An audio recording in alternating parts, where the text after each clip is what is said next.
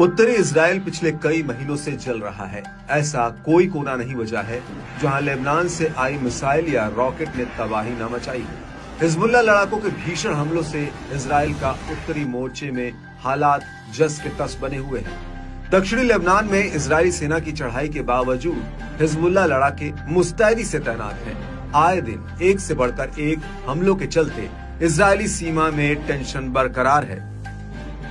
Hezbollah समूह की ओर से एक सटीक हमले इजराइल को चारों ओर से युद्ध में झोंके हुए हैं। पहले बेरूत में धमाके और फिर दक्षिणी लेबनान में बम बरसाने के बाद गुस्से से लाल पीले हो चुके हिजबुल्लाह ने इजराइल पर जोरदार हमला बोला है।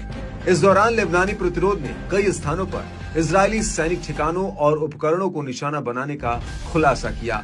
समूह ने दावा किया कि उसके कई सटीक सैन्य अभियानों से इजरायली खेमे में जबरदस्त तबाही मची।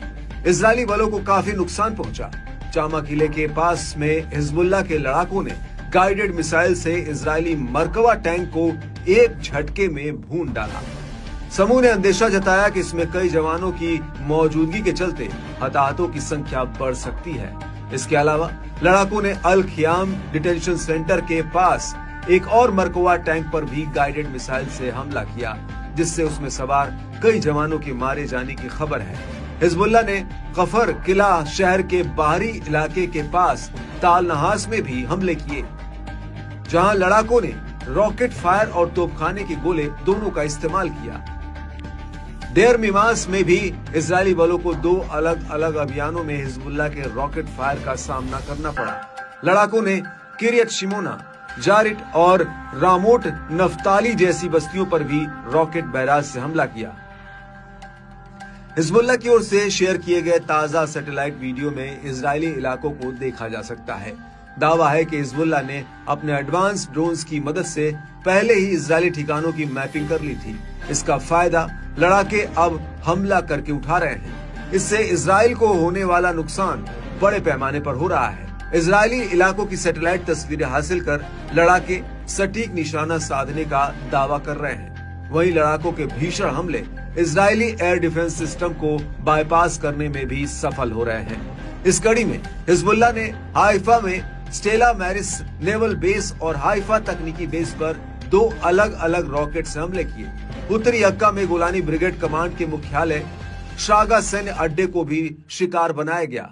दक्षिण लेबनान के शहर यारून में हिजबुल्लाह की ओर से किए गए ड्रोन हमले ने इजरायली सैनिकों के एक समूह को निशाना बनाया।